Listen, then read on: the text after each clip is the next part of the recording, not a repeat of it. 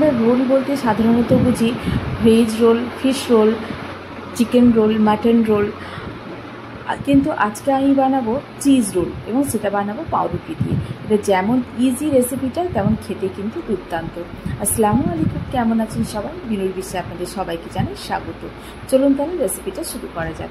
এখানে নিয়ে নিয়েছি আমি একটা মিডিয়াম সাইজের পেঁয়াজটাকে ছোট ছোট করে কুচি করে। এই চিজের যে কোনো রেসিপিতে আমি অনেক রকমের মশলাপাতি ইউজ করে দেখেছি, কিন্তু সব থেকে ভালো লাগে এতে আমার যেটা মনে হয় পেঁয়াজ। চিজের সঙ্গে পেঁয়াজ খেতে কিন্তু অসাধারণ লাগে। আপনারাও ট্রাই করে দেখতে পারেন চিজের সঙ্গে পেঁয়াজ আর গোলমরিচ এই দুটো চিজের সঙ্গে অসাধারণ লাগে। এবারে নিয়ে নেব এতে লঙ্কা। আমি এখানে 3টের মতো লঙ্কা নিয়েছি। আপনারা আপনাদের টেস্ট অনুযায়ী লঙ্কাটা দেবেন। লঙ্কাটাকেও এরকমভাবে ছোটো ছোটো করে পিস করে নেব। আপনাদের কাছে যদি ক্যাপসিকাম থাকে লঙ্কার বদলে ক্যাপসিকামও দিতে পারেন। যারা ঝাল পছন্দ করেন না তারা যদি ক্যাপসিকাম দেন তাহলে ফ্লেভারটা ওই কাঁচা লঙ্কার মতোই আসবে।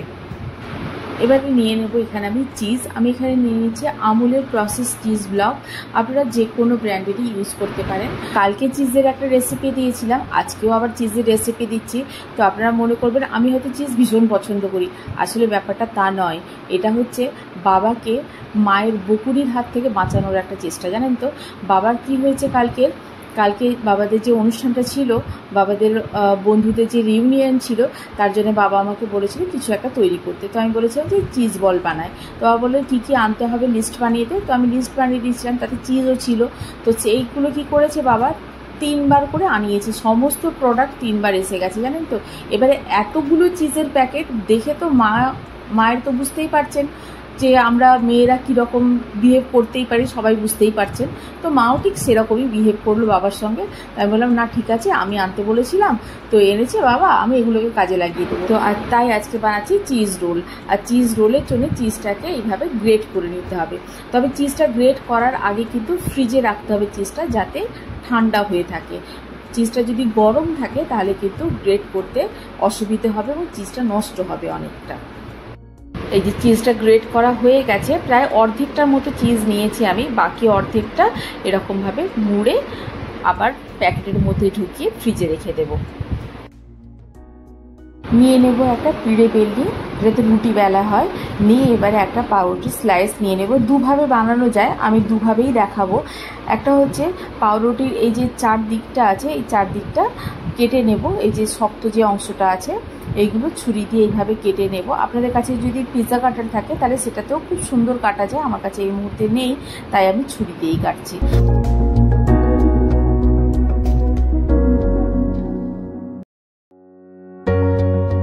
এই যে 4 দিকটা কাটা হয়ে গেছে। এবারে একটা রুটি বেলনি নিয়ে যেমন রুটি বেলা হয় সেইভাবে খুব ভালো করে এটাকে বেলে নিতে হবে। একদম চ্যাপটা হয়ে যাবে এরকমভাবে বেলতে হবে, একটু চাপ দিয়ে বেলতে হবে।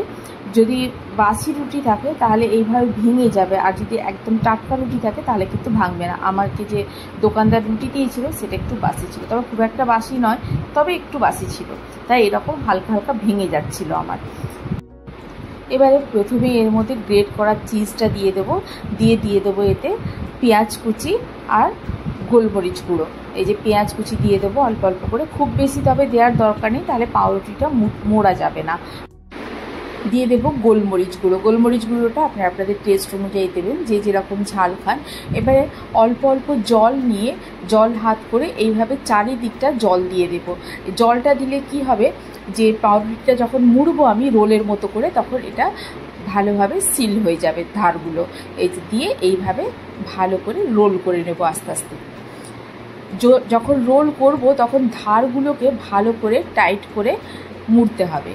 আর একটু জল যেখানে প্রয়োজন হবে অল্প অল্প করে জল দিতে হবে। দিয়ে এই যে দেখুন ধারগুলোকে এইভাবে মুড়ে দেব আঙুল দিয়ে, তাহলে ধারগুলো একেবারে সিল হয়ে যাবে।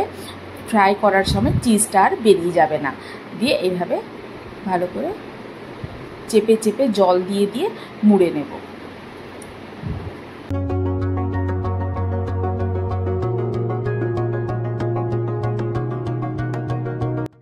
এবারে বানাবো সেটা পাউরুটির ধারগুলো আর কাটবো না, এগুলোকে ভালো করে বেলে নিতে হবে। ধারগুলো একটু বেশি প্রেশার দিয়ে বেলতে হবে, কেননা ধারগুলো একটু শক্ত মোটা থাকে। তো এইভাবে ভালো করে বেলে নিলেই হয়ে যাবে।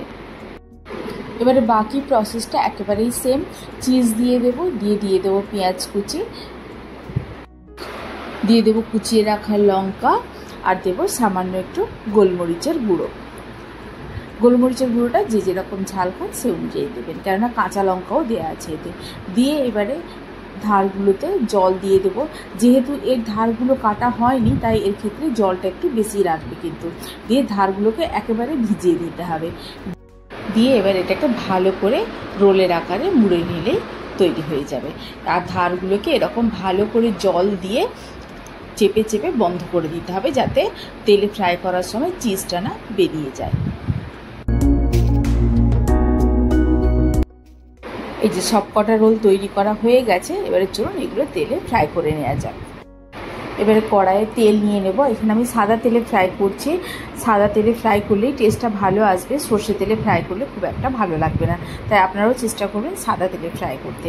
দিয়ে তেলটাকে খুব ভালো করে গরম করে নেব। তেলটা খুব ভালো করে গরম হয়ে গেলে এবারে চিজ রোল যেটা বানিয়েছিলাম সেটা দিয়ে দেবো তেলের মধ্যে। একটা একটা করেই ভেজে নেব, তবে খুব বেশিক্ষণ ধরে ভাজার দরকার নেই। একেবারে হাই ফ্লেমে এটাকে লাল করে তুলে নিলেই রেডি হয়ে যাবে। খুব বেশিক্ষণ ধরে যদি ভাজা যায় তাহলে কিন্তু ভেতরের চিজটা মেল্ট হয়ে বাইরে বেরিয়ে যেতে পারে। এক একটা রোল ভাজতে এই আধ মিনিটের মতো সময় লাগবে। এর বেশিক্ষণ যদি তেলে রাখা যায় তাহলে কিন্তু চিজটা বেরিয়ে যেতে পারে। খুব বেশিক্ষণ তেলে রাখার কোনো দরকার নেই। এইভাবে সবগুলো লাল লাল করে ভেজে তুলে নিলেই রেডি হয়ে যাবে আমাদের চিজ রোল।